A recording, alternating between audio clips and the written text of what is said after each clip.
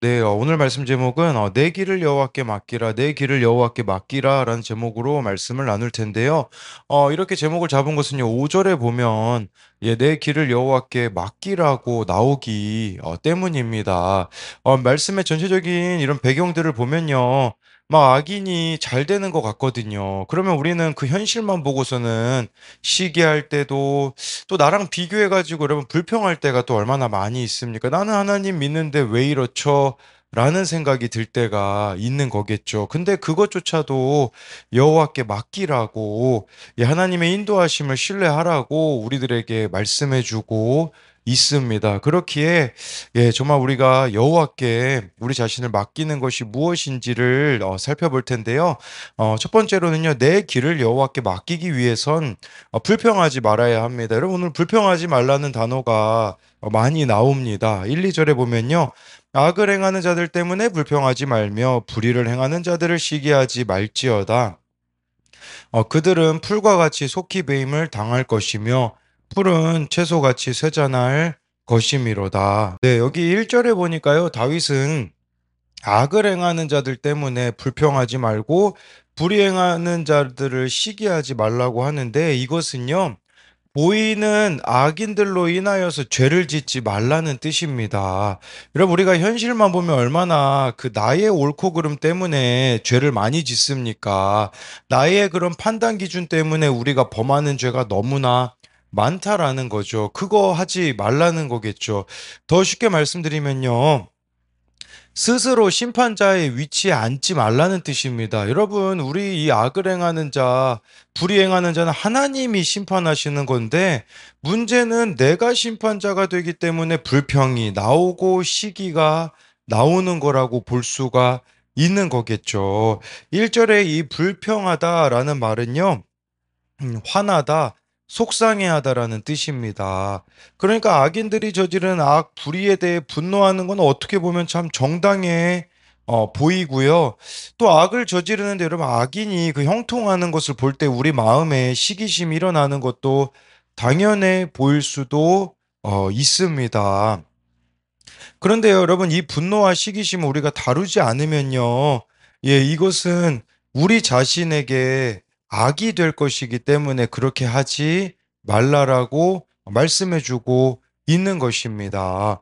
여러분 우리가 악인의 삶을 조종하거나 바꿀 수는 없습니다. 그러나 악인에 대한 우리 자신의 태도와 반응은 결정할 수가 있다라는 거죠. 지혜로운 길을 결정하고 실행하는 것은 우리 자신의 몫인데요. 2절의 악인의 결말을 하나님이 말씀해 주고 있는 거죠. 이 다윗이 경험하기도 하였고 하나님이 악인들의 결말을 어떻게 할지를 알고 있는 거죠. 그건 뭐냐면 악인들은요. 풀과 같이 속히 배임을 당하고 푸른 채소같이 쇠잔할 것이라고 말씀해 주고 있어요. 여러분 아무리 무성한 풀이라도요. 떼약볕 아래에서는 결국 시들듯이 그들이 추구하는 이 눈에 보이는 가치들이요. 영원하지 못하다라는 것이에요. 그렇기 때문에 2절 말씀은 우리들에게 이런 의미를 가져다 주는 겁니다. 영원한 관점에서 우리들의 인생을 바라보아야 된다라는 거겠죠. 그 영원한 관점이 무엇입니까? 하나님의 관점으로 이렇게 세상을 바라보아야 되는 거죠. 아무리 악인들이요 승승장구해 보여도요 풀과 채소가 한동안 푸르고 생생하다가 마르고 시들게 되듯 불의로 가득 찬 악인의 삶도 때가 되면 그 힘을 잃어버리게 될 거라는 것이에요. 그렇기 때문에 여러분 1, 2절의 이 말씀은 하나님의 주권을 의지해야 된다. 스스로 심판자의 위치에 앉아서는 안 된다라고 할 수가 있는 거죠. 근데 여러분 이게 참 은혜가 되는 건 뭐냐면 다윗이 살아낸 거잖아요, 사실. 다윗이 악을 행하는 자 자기가 복수할 수 있었지만 복수하지 않았을 때 하나님이 어떻게 신실하게 인도하셨는지를 그는 경험하였기 때문에 우리가 그 하나님의 신실하심을 신뢰하자라는 의미가 아니겠습니까? 불평과 시기하지 않으려면요. 3, 4절을 보면요. 여호와를 의뢰하고 선을 행하라. 땅에 머무는 동안 그의 성실을 먹을거리로 삼을지어다. 또 여호와를 기뻐하라. 그가 내 마음의 소원을 내게 이루어 주시리로다라고 말씀해 주고 있어요. 여러분, 이 불평과 시기를 하지 않으려면요, 가만히 있어서 안 된다라는 거죠. 그래서 3절에 보니까 여호와를 의뢰하고 선을 행하라라고 말씀해 주고 있는 것이에요. 하나님을 알아야 된다라는 것이에요. 영원한 하나님을 알고 영원한 것을 추구해야 한다라는 거죠. 또 이 악을 행하는 자들 때문에 불평하고 불이행하는 자들의 시기할 시간에 여러분 도리어 선을 행하라는 것이에요. 저는 이 말씀이 이렇게 다가오더라고요. 할 수 없는 것을 붙잡고서는 자꾸 시기하고 불평하지 말고 주어진 내 인생 가운데 할 수 있는 것을 해라. 이 의미로 다가오더라고요. 선을 행하라는 게 바로 그런 게 아니겠습니까? 제가 최근에 우리 공동체 지체들을 통해 이 대화를 통해서 깨닫게 된 게 있거든요. 그건 뭐냐면 코로나 이전까지는 활발하게 다음 세대들과 소통하며 모임의 장들을 만들었었습니다. 그런데 코로나 이후에 아이들이 교회를 떠나자 제가 어떻게 생각이 되냐? 이렇게 해도 다 소용이 없어. 라는 실패감에 사로잡혀 있었거든요. 그래서 지금은 아무것도 하지 않으려는 이런 저의 완악함이 있었습니다. 그런데 공동체 지체들과 대화를 통해서 그게 저의 잘못임을 보게 되더라고요. 과거의 실패로 아무것도 할 수 없어, 아무것도 해도 소용이 없어가 아니라 지금 내가 할 수 있는 것들을 해야지라는 생각으로 바뀌게 되더라고요. 여러분, 마찬가지로 우리도 오늘 내가 할 수 있는 그 선을 행하는 거, 그 오늘, 내가 손과 발이 가는 적용할 수 있는 게 무엇인지를 고민하며 나아가야 되는 거죠. 그럼 어떤 일이 벌어집니까? 4절 말씀해 보니까요, 여호와를 기뻐하라. 그러면 내 마음의 손을 내게 이루어 주시리로다라고 말씀해 주고 있지 않습니까? 이것을 단순하게 생각하면 하나님을 기뻐하면 하나님이 내가 원하는 걸 다 이루어 주겠지라고 생각하실 수 있는데, 이 말씀은요, 그런 의미보다는요, 우리가 하나님 자체를 기뻐하잖아요. 그러면 우리의 마음의 소원이 어떻게 될까요? 나의 원함에서 하나님의 원함으로 바뀌게 되는 겁니다. 여러분, 그게 진짜 기쁨입니다. 내 야망을 이루는 삶이 기쁨이 아니라 하나님의 뜻을 이루는 삶이 진짜 기쁨이거든요. 전 여러분들이 하나님을 날마다 기뻐했으면 좋겠어요. 그러면요, 진짜 인생을 인생답게 살아갈 수 있는 것이라고 볼 수 있죠. 5절, 6절에요. 내 길을 여호와께 맡기라. 그를 의지하면 그가 이루시고 내 의를 빛같이 나타내시며 내 공의를 정오의 빛같이 하시리로다. 이것은요, 다윗은요, 삶의 길을 하나님께 맡기고 의지하라고 합니다. 그러면요, 창조주 되시고 통치자 되시는 하나님과 피조물로서의 자신의 존재의 본질을 분명히 인식하라는 거겠죠. 그러면 하나님의 성취를 맛보게 된다라는 거예요. 그런데 여기 5절에서요, 내 길을 여호와께 맡기라. 이것은 명령형으로 되어 있는데 원어로 보면요, 내 길을 여호와께 굴리라는 뜻이에요. 내 길을 여호와께 굴리라. 무슨 말일까요? 나의 길을 하나님의 편으로 굴리면 하나님이 그 길을 맡아 조종하실 것이라는 뜻이에요. 그러니까 더 쉽게 말씀드리면 내 인생의 굴곡을 하나님이 인도하시도록 맡기는 거, 이게 바로 하나님을 신뢰하는 것이에요. 그렇게 하나님을 신뢰하면요, 6절 말씀에 내 의를 빛같이 나타내시고 내 공의를 정오의 빛같이 하시리로다 라는 것은요, 이것은 하나님의 강한 인도하심을 나타내는 표현으로 태양이 어둠을 깨뜨리고 나오듯이 하나님이 의인들을 그렇게 이끌어 가실 것이라는 것을 분명히 말씀해 주고 있는 것입니다. 저는 근데 이 과정에서 우리가 근데 제일 안 되는 게 있습니다. 그게 뭡니까? 7절입니다. 여호와 앞에 잠잠하고 참고 기다리라. 자기 길이 형통하고 악한 꾀를 이루나 때문에 불평하지 말지어다. 여러분, 우리 이거 제일 안 되지 않습니까? 현실 보면 잘 되는 하나님 안 믿는 사람 보면요, 잠잠할 수 있겠습니까? 참고 기다릴 수 있겠습니까? 7절에서 또 불평하지 말라고 말씀해 주고 있잖아요. 제일 안 되는 게 이거라는 부분이 아니겠습니까? 예, 그래서 근데 우리가 해야 되는 것은 참고 기다리는 거, 이거 인내하라는 거 아니겠습니까? 여기 참고 기다리라는 말이요. 원어로 보면요. 산고를 겪다라는 거예요. 너무 어려운 거죠, 여러분. 산고 겪는 거 너무 어렵잖아요. 막 두려워 몸을 뒤틀다라는 의미도 있더라고요. 여러분, 기다림에는 고통과 혼란의 아픔이 있습니다. 이 아픔을 기쁨으로 바꿀 수 있는 것은 하나님에 대한 신뢰라는 거죠.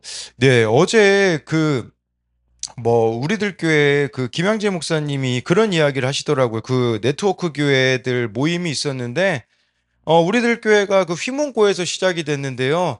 휘문고에서요, 그 이사장님이 절대 이 고등학생 아이들한테요, 우리들 교회에서 기도 모임 인도하지 말라고 해서 외부 교회에서 들어와 가지고 예, 거의 한 몇십 년을 뭐 십몇 년인가요? 거의 한 20년 정도를 인도했다고 하더라고요. 그러다가 지난 3월에 드디어 20년 만에 예, 이제 우리들 교회가 그 휘문고 고등학교 아이들 기도 모임을 인도할 수 있게 해주었다고 하더라고요. 아니, 우리들 교회 휘문고 강당에서 드리는데 그거 안 맡겼을 때 얼마나 참고 기다리는 게 어려웠겠습니까? 근데 그렇게 인내하며 갔을 때 하나님이 인도하심을 보게 되었다고 하더라고요. 여러분, 이 7절이 우리들의 삶에 이루어지기 위해서 어떻게 가능하겠습니까? 말씀이 있어야 가능하더라고요. 날마다 말씀으로 내 모습을 볼 때 가능하더라고요. 말씀에서 뭐라고 하시는지에만 반응하려고 할 때 가능하더라고요. 어제 이제 한 가정이 우리 교회를 떠났습니다. 떠난 분에 대하여서 이런저런 말을 할 수 뭐 있을지는 모르겠지만, 근데 그렇게 말할 필요가 없어요. 근데 제가요, 왜 말할 필요가 없다고 생각이 드냐? 어제 말씀 3절에 보니까 그런 내용이 나오더라고요. 그는 지혜와 선행을 그쳤도다. 그 말씀이 저에게 어떻게 다가왔냐면, 내가 지혜롭지 못했기 때문에 선행, 내가 해야 할 것을 안 하고 있어서 이분들이 떠난 게 아닌가 싶어서, 제가 제일 안 하고 있었던 게 뭐냐면 새신자 교육이었거든요. 정말 그분들이 새신자 교육을 저에게 요구했지만 제가 지금까지 안 하고 있었으니, 다시금 이거 해 나가야겠다. 새로운 분들이 교회에 오시면 잘 정착할 수 있도록 해야 되는데, 저는 그냥 그 부분을 손을 놓고 있던 것을 다시 보게 되어지더라고요. 그러니까 아무 말 할 수가 없는 모습이 나오더라고요. 또 여러분, 이 7절 참고 기다리는 것은요, 매일 큐티 하셔야 가능합니다. 어제 우리들 교회 네트워크 교회 모임들 중에 큐티 목회하신 어느 목사님하고 식사를 같이 할 수 있었는데, 그 목사님이 그런 이야기를 하시더라고요. 그 목사님 교회에서요, 양육도 받으시고, 근데 이 가정이 이혼 위기에 있었던 거예요. 그런데 양육을 받고서는 2년 동안 잘 가정이 합쳐지고 나아가고 있었는데요. 결국에는 그 가정이 깨졌다고 합니다. 왜 깨진 줄 아십니까? 남편은 큐티를 계속 하는데 아내는 큐티를 계속 안 하니까요. 그렇게 되었다고 하더라고요. 뭐 우리 교회에서도 양육이 있지만, 여러분, 양육 그 10주가 중요한 게 아니에요. 매일 큐티하지 않으면요, 이렇게 되어질 수밖에 없는 거겠죠. 예, 그렇기 때문에 여러분, 우리가 정말 이렇게 날마다 말씀 앞에 있어야지만 이 7절 여호와 앞에 잠잠하고 참고 기다리는 것이 되어진다라는 거예요. 그래서 이것에 대한 적용은, 나는 지금 무엇을 불평하고 시기하고 있습니까? 이것은 1절에 대한 부분이라고 볼 수가 있겠고요. 지금 내가 하나님께 온전히 맡기고 참고 기다려야 할 일은 무엇입니까? 그렇게 되기 위해 오늘 붙잡아야 할 말씀은 무엇입니까? 여러분, 이 참고 기다리는 거, 예, 이것은 내 본성으로는 절대 안 된다라는 거죠. 그렇기 때문에 우리가 말씀이 있어야지만 참고 기다릴 수 있다라는 것으로 만든 네, 질문입니다. 두 번째로는요, 내 길을 여호와께 맡기기 위해선 하나님의 약속을 믿어야 됩니다. 9절부터 11절인데요. 진실로 악을 행하는 자들은 끊어질 것이나 여호와를 소망하는 자들은 땅을 차지하리로다. 잠시 후에는 악인이 없어지리니 내가 그곳을 자세히 살필지라도 없으리로다. 그러나 온유한 자들은 땅을 차지하며 풍성한 화평으로 즐거워하리로다.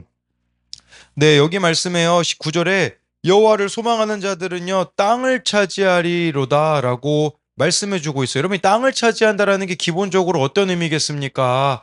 예, 그것은요, 바로 하나님의 약속이 이루어진다라는 것이에요.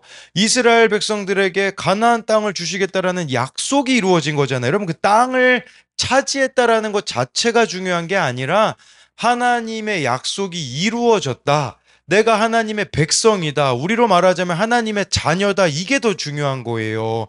여러분들이 하나님의 자녀로 살아가잖아요. 그럼 하나님의 약속이 끊임없이 이루어지게 될 거라는 거죠. 그 약속이 어디 기록되어 있습니까? 말씀에 기록되어 있잖아요. 말씀이 이루어지는 인생이 되는 거. 그게 바로 땅을 차지하는 것이라고 볼 수가 있는 것이겠죠. 그래서 여기 11절에도 나오지만요. 온유한 자는 땅을 차지하며 풍성한 화평으로 즐거워하리로다. 예수님이 말씀하신 팔복 마태복음 5장 5절에요. 온유한 자는 복이 있나니 그들이 땅을 기업으로 받을 것이며, 기업이라고 말한 것도 바로 하나님의 약속을 가리키는 것이라고 볼 수가 있겠죠. 그래서 11절로 오게 되어지면, 그다음에 이 땅을 차지하고 화평을, 풍성한 화평으로 즐거워한다라고 온유한 자들은 말씀해주고 있거든요. 온유한 자가 어떤 자냐면요, 아주 쉽게 말씀드리면 말씀에만 반응하는 자들이에요. 예, 이것은 그 훈련받은 야생마란 뜻이 있거든요. 온유함이라는 뜻이요.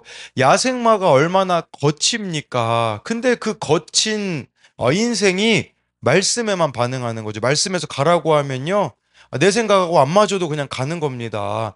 말씀에서 멈추라고 하면요, 그냥 멈추는 거예요. 그런 자들이 땅을 차지하게 될 거라는 거죠. 땅을 차지한다라는 것은요, 이런 의미도 있어요. 이 땅을 즐기는 사람이 될 거다라는 거죠. 그러니까 우리가요, 여러분, 처음 예수님 믿으면 어떻게 됩니까? 세상이 아름다워 보이잖아요. 우리가 처음 막 예수님 믿으면요, 예수님 만나면 막 모든 게 다 아름다워 보이잖아요. 이게 그 의미예요. 온유한 자로 우리가 말씀에만 반응하면요, 하나님의 다스림 가운데 있기 때문에 모든 것이 다 아름다워 보이는 거죠. 나의 가정도, 뭐 가정에서 누가 변화되어 가지고 아름다워 보이는 게 아니라 내가 하나님의 다스림 가운데 있기 때문에, 그 가정이 아름다워 보이는 것이겠죠. 또 여러분, 이렇게 온유한 자, 말씀에만 반응하는 자는요, 풍성한 화평으로 즐거워한대요. 이 화평이라는 단어가 우리가 잘 아는 샬롬이거든요. 샬롬. 이게 원어적으로 어떤 의미가 있냐? 제자리를 찾게 하다라는 동사에서 나왔어요. 그러면 여러분, 이 샬롬 화평이 뭐냐? 모든 것이 제자리를 찾아가는 즐거움이라고 볼 수가 있는 것이겠죠. 하나님이 그렇게 우리들에게 해주시겠다라고 약속하고 있는 것이겠죠. 예, 그래서 이것에 대한 두 가지 적용 질문도요.